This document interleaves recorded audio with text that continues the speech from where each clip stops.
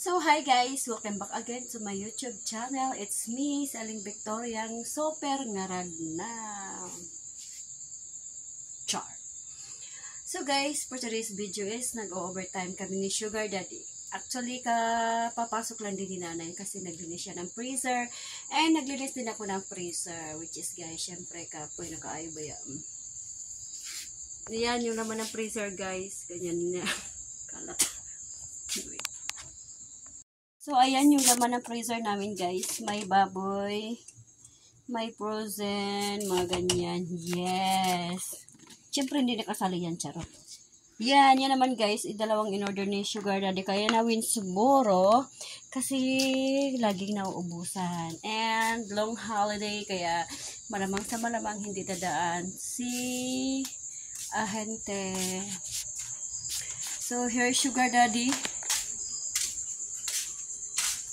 Huling-huli sa akto. Nagmamadali, may usok-usok pa. Hi guys, what's up to our YouTube channel? Nandito po ako sa aking lesson plan. Yes. Price monitoring po tayo.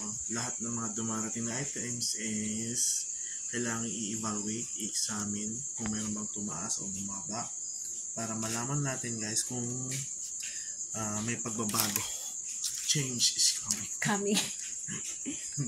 Para di tayo malugi guys, yun lang. Kailangan iniisa-isa ko siya.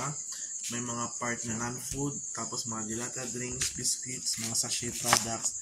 Kailangan itemize po siya para pag dumating yung item, ilalagay na lang po kung saang category. At doon, pag nilagay natin doon, madali natin makikita kung ano yung product na kailangan na, you know. So, ayan guys, akala nila porket nagsari-sari store tayo, ganun-ganun lang. Hindi nila alam, kapoy kaayo ba yan.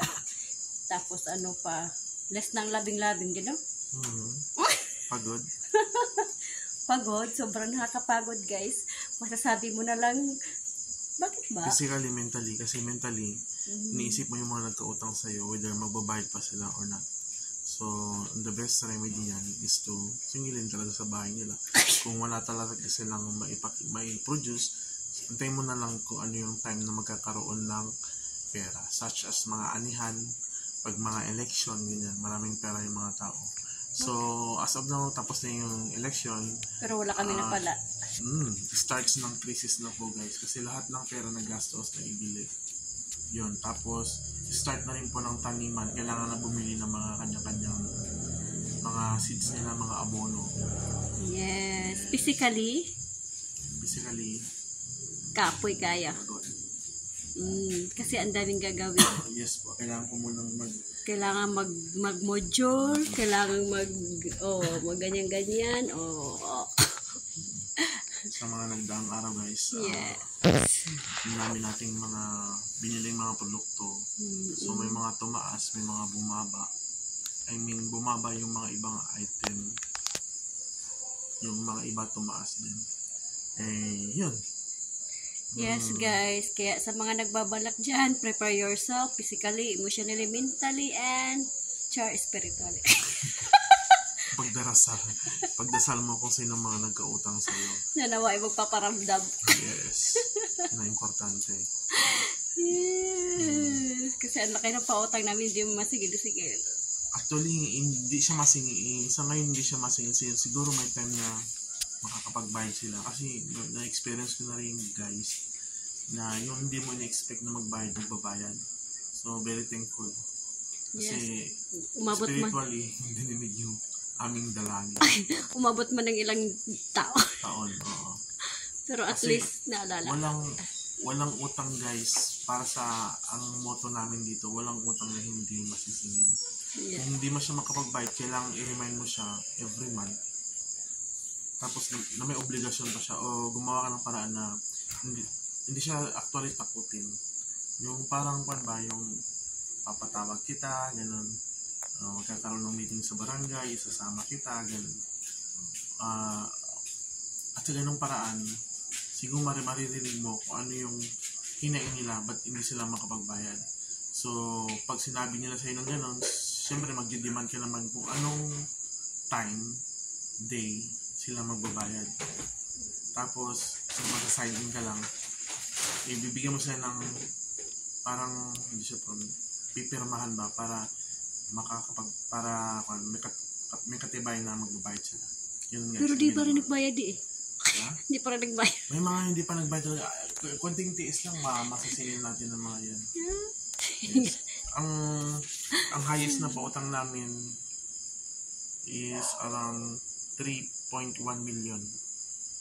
Yan yung lahat ng pautang namin na hindi pa namin nasisingil.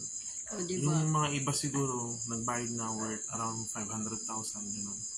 So, hindi pa rin namin bawi. Ang sad ng life. Kailangan pa namin ng effort talaga na maningil. Yes, kaya kailangan naming tumudo, kumayod para yung overtime. Natulog na nga si GL at saka si Gerald kasi Pagod masyado kaming pagod kanina. Yes, so, eto, Ate Ibia, nanawag.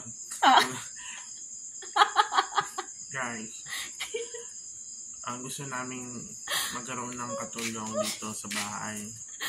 Nananawagan po kami doon sa isa namin yung magiging katulong sana na please pumunta ka na dito kasi Tagal-tagal mo, Ate Ibia. nahihirapan na kami, please. Kailangan namin tagapagluto, tagapaglinis, tagahugas ng pinggan. Pero hindi magreklamo ha. Oo. Gusto namin yung matanda, yung hindi marunong mag-cellphone para focus. Hindi marunong mag-TikTok. Para focus siya sa trabaho niya, guys. Tinsukakan ka. Lalagot niya baka. Oo. At siya, sige na. Lalagot ka. Kasi once na yung katulong mo is panay cellphone, hindi siya makakapag-focus sa trabaho niya.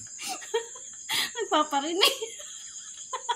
Oh, meron time na gano'n. Pero okay lang na mag-cellphone pag wala talaga na. Pero pag hectic talaga yung pag marami talagang customer, kailangan talaga siyang tumulong. Kaya nga. Kasi kahit sa konting tulong niya guys, at least napapagaan yung daloy ng kwan. Yes, kailangan lang namin tiibya nang magsama kay Abby na sumama sa kulong-kulong. Ang payat-pangit mo. Nananawagan po kami sa taga-Batstot. Kung sino man nakakakilala kay Ate Ibia, please. Pakisabi sa kanya na pumunta dito sa presinto sa tindahan namin para tumulong guys. Maraming salamat po kung sino mo po nakakilala sa kanya. Siya ay 40 anyos o 50 anyos taong gulang na may malasakit sa pagtatrabaho. Alam namin, masipag siya.